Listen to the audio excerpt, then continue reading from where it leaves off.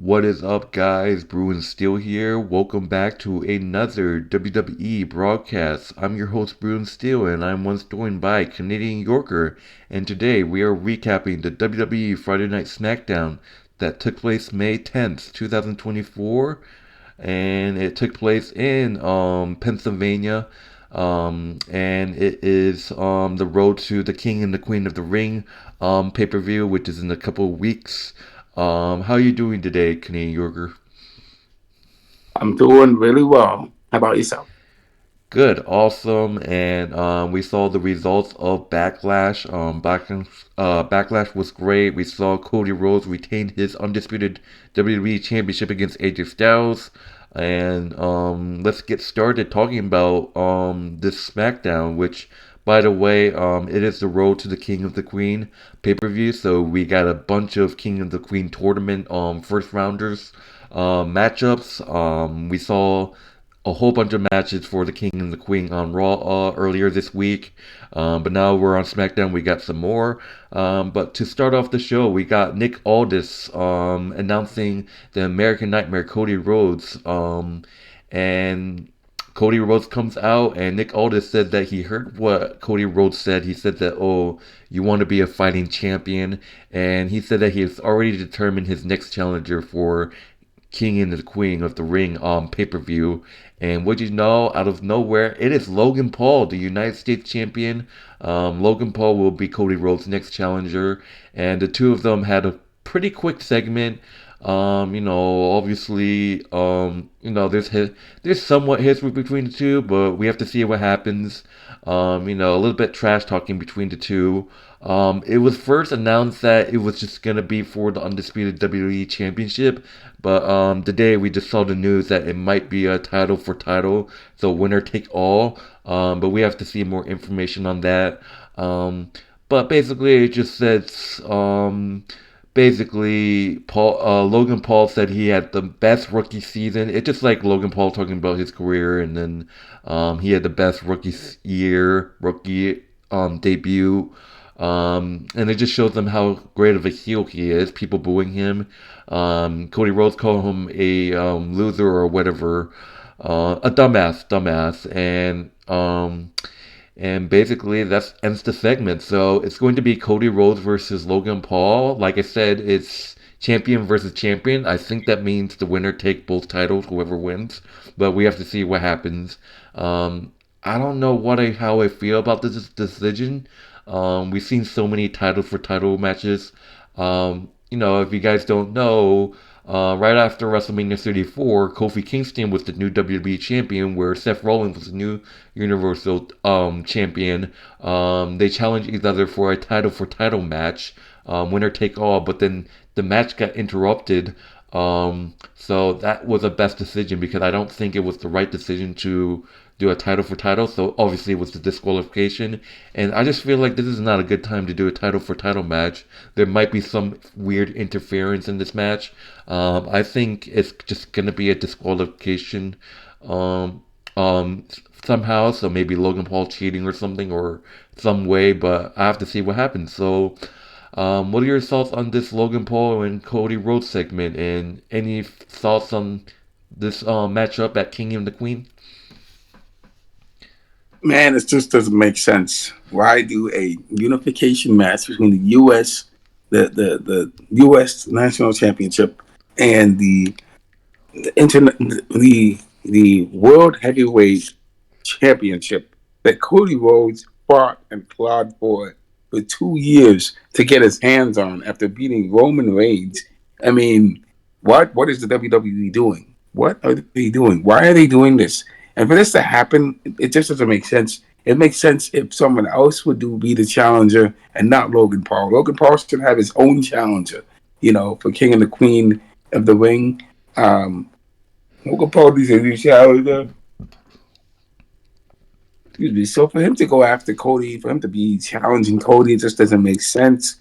And of course, there's going to be some really weird situation going on with some team, someone interfering. It's either going to be the bloodline that's interfering. It's either going to be uh, uh, Logan Paul's heels in crime with him is going to be A Town Down, the tag team champions. It's going to be, it's going to be either one of those teams. It's going to be someone that's going to be interfering in Cody's match.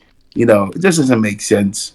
Um, it's ridiculous what the WWE is doing. What are they doing? They're cheapening the value of the title that Cody won at WrestleMania. It's only been a month since WrestleMania happened, and for this to happen, it doesn't make sense. It should be someone else. Almost could challenge Cody Rhodes. I'd love to see that happen. But come on, guys, come on. What are they doing? Exactly, that's my thought. But moving on for the first match of the Friday Night SmackDown, we got a Queen of the Ring first round matchup. We got Naomi versus Nia Jax in the first round of the Queen of the Ring first round match. Your face. This was no brainer. I knew Nia Jax was winning, and this is what happened. Look, credit where it's due to Naomi. She did put up a pretty good fight against Nia Jax. But obviously, it wasn't enough. Nia Jax hitting her Banzai drop, the finisher on the top rope. Like I said, Naomi, credit to her. She actually put a fight against Nia Jax. But it just takes this Nia Jax is just so huge. It's just so hard to bring her down. The closest that Naomi have gotten Naomi down, Nia down is by to one knee, and then she was eventually was able to hit a move that finally put her down. But Nia Jax is just overpowered. Nia Jax to defeat Naomi by pitfall to move on in this moves on in this Queen of the Ring first round match. So Nia Jax defeats Naomi to move on in the Queen of the Ring tournament. So she's moving on to the quarterfinals. What are your thoughts on this match? Jax is unfair to fight against. Unfair. For her to win in such a dominating fashion, that's just a typical Nia Jax way. Use a little power here, use a little power there, and then boom, she gets to win. Um, yeah, Naomi could have definitely used different strategy. I mean, I would love to see her get her push more of a push from her because her girls, Jade Cargill and Bianca Belair won the tag team titles, and that's a big thing for them. I would love to see Naomi get some singles push. She is not getting pushed enough. She just came. I know she just came off injury, but still, she needs her push to get some relevancy back. We need to see more of that. We need Naomi back. So Yeah. All right. So moving on to the second match, another King and Queen tournament match. This time on the men's side, we got a King of the Ring first round match. We got Baron Corbin. Great to see Baron Corbin back on SmackDown. Baron Corbin versus Carmelo Hayes. First round. mm, This was a hell of a match. This match was great. It went back and forth. Obviously, Baron Corbin, he once won this tournament before. That's why people called him King Baron Corbin. Corbin, obviously. Um, but it went back and forth. But then Carmelo Hayes with the sneaky pin with a small package. Carmelo Hayes defeats Baron Corbin with a small package by pitfall. Carmelo Hayes is moving on to the next round of this tournament. What are your thoughts? I think it's great that Carmelo Hayes gets the win, man. Carmelo Hayes has been on the up and up coming. He's a rookie. He's an up and up coming guy. It's great to see he's making waves. He's making waves. If Carmelo Hayes, he's the future. Carmelo Hayes is the future of WWE. If Carmelo Hayes wins King of the Ring, it's going to be a great pickup win for him. It's going to be a great addition to his resume. And this guy has a lot of potential in WWE to be the next big WWE superstar.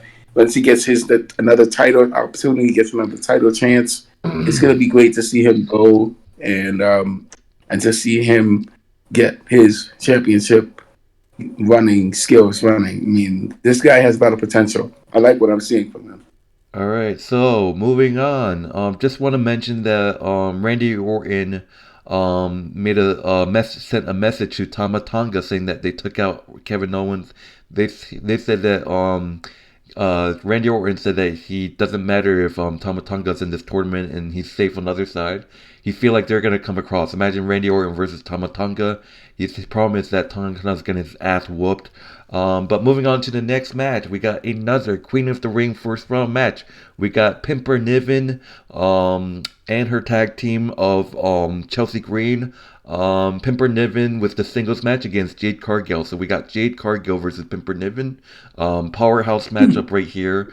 Um, it, it is insane how strong Jade Cargill is. Jaded basically is her finisher, and it just like I'm with you, Pat McAfee. Like if it seems impossible to hit Jaded on Pipper Nivens. The first time failed.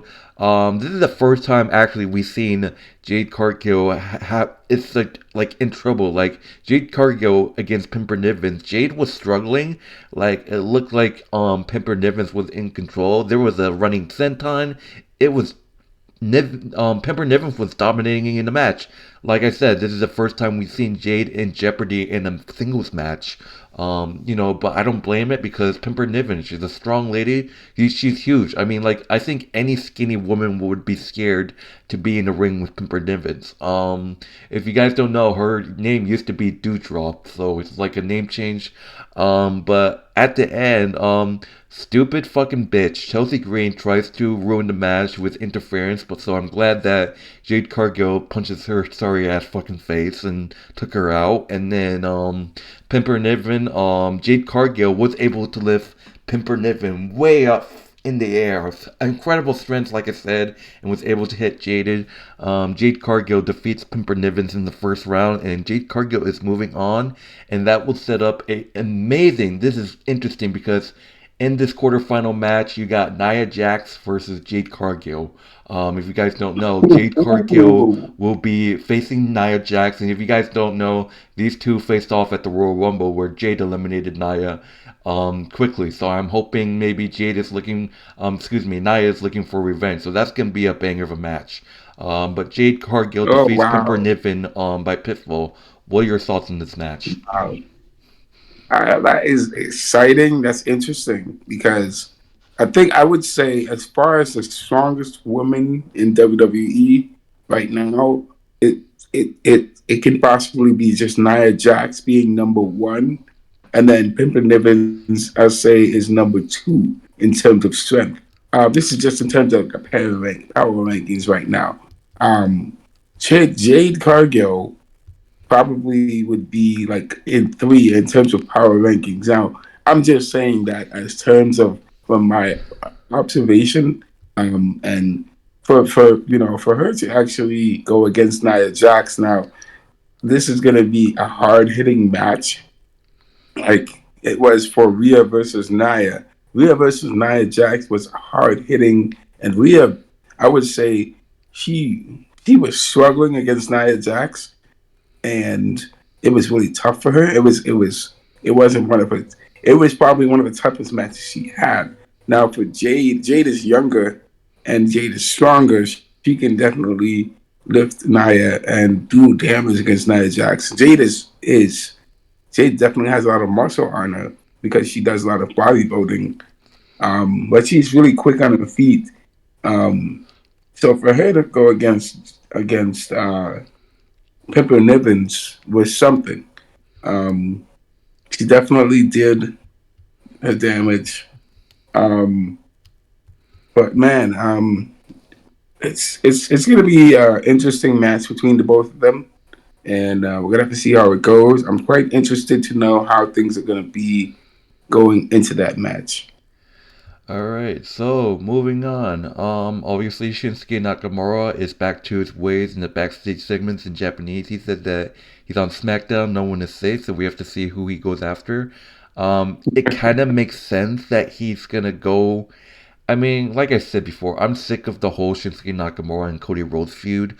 It's kind of given out question marks if he's gonna target Cody Rhodes. Now he's a champion. I think they might renew a feud right there. Like I love the Cody Rhodes and Shinsuke Nakamura feud, so they might run it back. But instead of just single matches, they might do it with they could have done what they did with Shinsuke Nakamura and Seth Rollins over the World Heavyweight Championship. We can see Cody versus Shinsuke Mhm. Nakamura for like a hundredth time. I mean, they might just do that because they've done that with Drew versus Seth. They've done with that Seth versus Shinsuke Nakamura. They've done many feuds so many times. So or Shinsuke Nakamura. I don't think they ever faced one on one. Shinsuke Nakamura. Once I said you might enjoy this Canadian Yorker, Shinsuke Nakamura might target Logan Paul. so um or Yes, um or yes, or let's he could go. just like target one random guy and just start like a singles match feud with some, like I don't know. Imagine if he goes after one of the NXT guys like Carmelo Hayes. That'll be really interesting. What if imagine Shinsuke Nakamura going after Baron Corbin? He might just go after someone that just a singles competitor and just start like a feud like that. But who knows? But we have to see what Shinsuke Nakamura has in store for us. Like, Right, right, right now, I'm gonna say that right now, Cody needs a really good heel guy. Cody is one of the most popular faces in WWE right now. Cody needs a guy just but like the Roman only Reigns but or the only somebody. issue, I mean, the only issue I have with Logan Paul is because both Logan Paul and Shinsuke Nakamura, the only issue is because both Shinsuke Nakamura and Logan Paul are heels, so I don't think it would be wise to have two heels go at it. Yeah, I feel like he's gonna go after a face. Cody's the option. Not sure if Baron Corbin. I think Baron Corbin is a heel. I don't know. But we have to see what happens, who he goes after. I mean, if they ever do Shinsuke Nakamura versus Logan Paul, I feel like Logan Paul could be the face, Shinsuke the heel. I feel like Shinsuke Nakamura's heel, presence good, but don't want to talk too much about that. But moving on, like I said, Shinsuke Nakamura, we have to see what his plans is. He might just go after a face that just no championship, just a regular feud. Like kind of like Cody versus Shinsuke, it was just a singles match feud, bull rope, whatever. But moving on, we got another Queen of the Ring first round match. We got Candice LeRae as well as Indy Hartwell. Candice LeRae going one on one with Bianca Belair. So this was the first round Queen of the Ring match. Obviously, Indy Hartwell and Candice LeRae are officially heels. They've been heels for a bit. Indy Hartwell finally putting up softening up to Candice LeRae and interfering. But it wasn't enough as Bianca Belair hits Candice LeRae with the KOD to win the match. Disappointment for Candice LeRae. Bianca Belair defeats Candice LeRae by pinfall to move on into this Queen of the Ring tournament. What are your thoughts on it? so hold on, let me get this straight. Candice LeRae and Indy Hardwell. Candice LeRae's match was interrupted by Indy Hardwell, and then Bianca finished her off.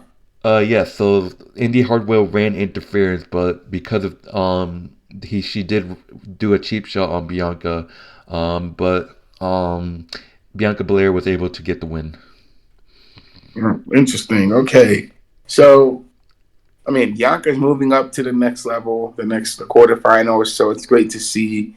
Um, it'll be interesting to see how things go with that. Now, since that happened, would there be some sort of friction between the two ladies? And are we going to see Candice LeRae betray Indy Hartwell? Or are you going to see Indy Hartwell betray Candice LeRae? I really think that Candice LeRae is going to be the one staying heel. She's going to turn on Indy Hartwell. Indy's going to turn face. They're both heels right now. Yes, yes. But So there's no gonna be turning because they're both heels right now, so I don't think there's gonna be any turns anytime soon because they literally just turn heel. They're both heels. That's it. yeah, well, we'll have to see how it goes. With I mean, it's great to Um, see Bianca get the move up.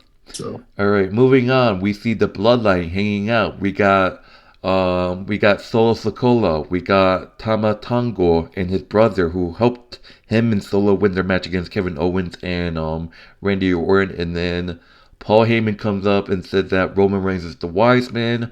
Solo said that he's making decisions without him. Solo Sokola, it kind of freaked out Paul Heyman, saying that, accuses him for setting Jey Uso signals for help. And then Solo Sokola said that he's been talking with the tribal chief, Roman Reigns, which I think he's lying. It's clear that I feel like Paul Heyman's going to get kicked out. So we talked about the Civil War possibly. But after Solo Sikoa hugs Paul Heyman, I feel for Hall of Famer Paul Heyman. Like, he's in this situation, he's like emotional. But you saw kind of that he might get betrayed by Solo, because once Solo hugged Paul Heyman, Solo looked over to Tonga, and it was a weird look, saying that we're gonna kick him out sooner or later. I think Paul Heyman's gonna return to Roman's side. That starts the Civil War, but we have to see what happens. But I call cap on Solo. Like, yes, Roman Reigns saying that he is the next tribal chief, but he didn't officially grant him the position. But Solo said that I'm in charge. I'm the tribal chief, and I'm in charge until Roman Reigns get back. So I'm excited to see Roman Reigns return. It's a possibility. Like as much as you hate it, Roman Reigns is definitely coming back as a face. I can see it as a civil war. There's got to be an explanation. And Jacob Fatu, who's supposed to make his debut, he's just gonna side with Roman when he returns. But that's what I have to say. Any thoughts before we move on? What if Jacob Fatu doesn't sign with Roman and signs with his brother and his family, Solo Sokoa? What if he signs with Solo? So there's What if you gotta, have all unless these? there's gotta be like that's gonna be bad. I mean, there's gotta be, then that means Roman and the Usos would have to team up and then find previous. It would be Jimmy and Jay, and then Roman. What if they bring in the backup of Sami Zayn? It'll be like the Well, former, because imagine this, it'll be the former bloodline, well, not including Solo. It'll be like a formal thing, but it's a build up to Survivor Series War Games. I think that's what it is. Don't want to talk too much about it. But before I go, any last thoughts before we move on? I mean, it's very. Yes, I would say if Jimmy stays with Roman, and Jay is not coming back to go to Roman, but if Jimmy stays with Roman, Jimmy and Roman are going to have to form a brand new faction. So they can't call themselves the Bloodline. They're going to have to call themselves something else. And then Jacob Fatu, maybe Jacob Fatu will join them. They have to start a new thing. Imagine Um, this is and, a. and for I don't think it's gonna happen, but how great would it be if Cody Rhodes and Roman Reigns team up? to team up to take down the three-headed monster that is the Bloodline. Yeah, but I don't Because think it's gonna. I this don't new think it's gonna Bloodline is happen. so vicious. What this new Bloodline is so vicious, and they're like attack dogs. They're like lions. They're just vicious, and they're just out for blood. They want everything. They just want to conquer everything, and that's what I kind of like about this new Bloodline. They just take no for no. They don't take no for an answer. Um, that's what's really fascinating about them, and the way Solo is directing things. It's quite interesting to see how he's doing it. Um, but he is vicious, but he is quite a methodical person, because he's cleaning house. He's literally cleaning house. But we see this new bloodline for him, and this new 2.0 bloodline is interesting. It's going to be interesting to see how Roman Reigns reacts when he sees Solo and all of them together, with the new bloodline. I wonder what Roman is thinking right now with this new bloodline forming and stuff. I mean, he is the chief, but if Solo actually does become the tribal chief, the new tribal chief, I think that yes, Solo is operating, as himself, but Solo is doing this on his own. It's interesting. I don't think the Rock there is no involvement with the Rock whatsoever. I think maybe you could have Jay, the Rock, and Solo all there, but I don't think The Rock is behind this. I think this is completely Solo's thing because it's Solo's time right now. Yeah. It's hard to tell. People saying that it's just the boss, the final boss. The Rock is calling the shots. We have to see what happens. But moving on, we got another King of the Ring first round match. We got Angelo Dawkins, one half of the Street Profits, facing off against Tama Tonga. So this was a brutal match. The Street Profits had no chance. They put up a fight. Don't get me wrong. They put up a fight. But once again, Solo Sokola running interference, and hitting the Samoan spike on Angelus Dawkins' um, partner, and basically Tonga took advantage with the jumping reverse FTO to defeat Angela Dawkins, and right after the match, Solo hits the Samoan spike on Dawkins for good measure. And after the match, you can see another emotional, Paul Heyman holding his nose, and it's emotional. I just feel like Paul Heyman's gonna turn face. I mean, he's a heel right now. I know he's an advocate and all, but he's literally like a heel. I mean, he's Hall of Famer, but people still boo him. I just feel like he's gonna get cheered. He's gonna be like a face advocate with Roman. But I'm telling you, Roman's going to be a face because there's so many times during that Bloodline segment you can hear people chanting, "We want Roman." So he's definitely gonna return as a face, like it or not. So, what are your thoughts on this match between Tama Tonga and Angel Dawkins, which Tonga wins? Um, I mean, it was a bloodbath. They definitely won in dominating fashion. What else can you expect from this new bloodline? The awful wins. Um, Paul Heyman. I mean, I don't think Paul Heyman should be shocked that this is what happened because Paul Heyman was there when he saw what we saw what happened when other wrestlers were opposed to Roman and the Usos. And I mean, they were vicious. They just went after everybody. And for Rome and for Paul Heyman to act the way he does when he's around Solo, it should be like, oh well, nothing's changed. It's still the same old thing. So it just makes sense that I think for him it would make sense for him to stay with the new bloodline instead of being kicked out. Solo should allow him to stay there to cement himself more to become more of a better heel rather than kick him out. So it makes more sense because Paul Heyman is really good at crafting people and he can really get Solo some really good pointers. All right, so moving on to the main event, we got another King of the Ring first round match. I know there's a lot. We still got a lot of first rounder, but instead of on televised TV, those matches were going to be on a Saturday night event, untelevised WWE event. So, but we got AJ Styles facing off against Randy Orton in this King of the Ring first round match main event. Obviously, this was a great match. History between the two. We all remember the Royal Rumble Fatal 4-Way between them against Roman and LA Knight. But this was a great match. Randy Orton did kind of hurt his right. I think it was left or right. Can't remember. It was his left or right leg. AJ Styles was being a brutal heel as he is and targeted Randy Orton's leg. It went back and forth, and Randy Orton did slam AJ Styles multiple times back first into the announce table. But then AJ Styles did hit the phenomenal forearm. Excuse me. But Randy Orton with the great ring awareness holds onto the rope, and then AJ Styles was gonna set up for a I think a Styles clash, but Randy shoves him, hits the huge RKO. Randy Orton defeats AJ Styles to move on in this tournament, and that would do it. Mm. Randy Orton defeats AJ Styles by pinfall to move on in this tournament. What are your thoughts?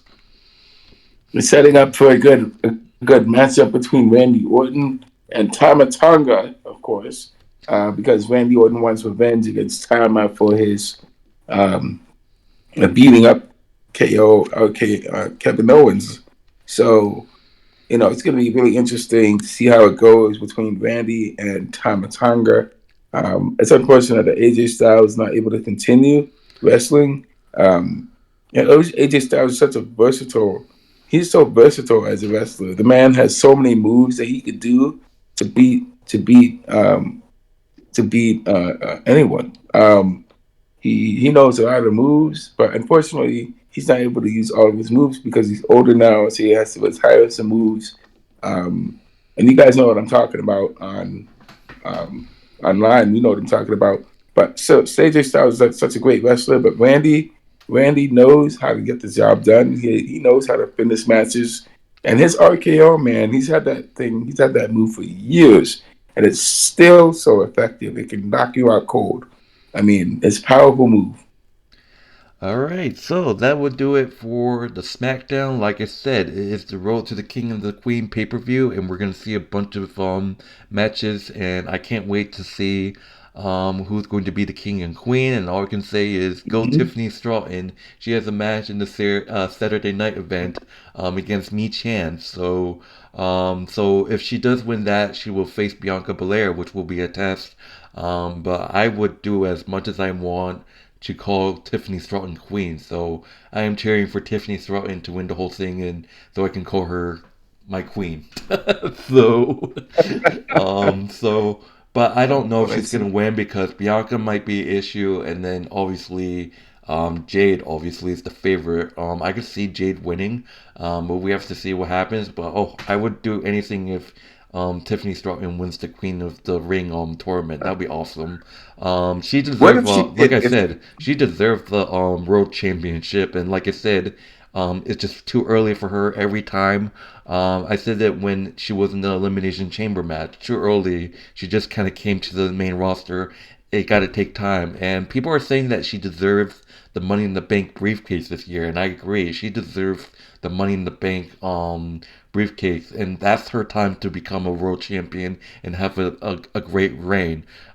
She could possibly win the title. I mean, I would like to see her hold the title on the SmackDown, but you never know. But the question is Rhea Ripley really going to get her title back? That's the question is. I mean, we have to see, but Tiffany does deserve a championship. But anyways, that would do it, guys. In terms of grading, um, this was a great match. There were some great matches, so I give this show a minus. How about you? I will give the show an A. I think they had some really good matches. We have some potential to see some really good matches in the future. So I'm definitely giving it an A. It's really good to see that, and Tiffany Stratton could definitely. I think I could see her becoming Queen of the Ring.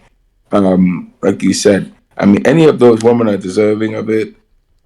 Tiffany Stratton, Bianca, Jade Cargill. Imagine It'll be what imagine Nia Jax, imagine Nia Jax oh winning the whole God, thing. no. We really bang of a match. If we see Tiffany Stratton versus Jade Cargill, that would be a fascinating match to see. Because I'm sure Bianca's won it before, but Jade Cargill versus Tiffany, that's a really good match for the making for the women's side. The men's side, it's a little bit tougher. I'd say it's kind of stacked on the men's side, but we're gonna have to see how it goes on the men's side. So the women's side, I'm gonna say the women's side is a little stacked, but it's gonna be really fun and exciting to see how things go forward with the Queen of the Ring and the King of the Ring. So I'm all for it. I know I want to see how things end. So, All right, so that will do it for our Friday Night SmackDown broadcast. Thank you guys for watching. My name is Ruben Steele. This is Canadian Yorker. If you haven't done so, like, subscribe. Be sure to check out my friend Canadian Yorker's YouTube channel, which the link will be in the description of this video, as well as me and Canadian Yorker's wrestling channel, which is WWE Wrestling Bros. Link will be in the description. It is the Road to the King of the Queen pay-per-view, which is in a few weeks. So hopefully we come out and give us our predictions, who's going to be the winners of this pay per view of the King of the Ring. So we're gonna have a prediction video out, hopefully. So my name is Bruce Stills, this is Canadian Yorker. Take it easy, guys. I hope you guys enjoy your Saturday night. Any last words? no more words. Just you guys have a great night. Enjoy the weekend and have a great week. All right, so that would do it, guys. Take it easy. See you guys in the next one.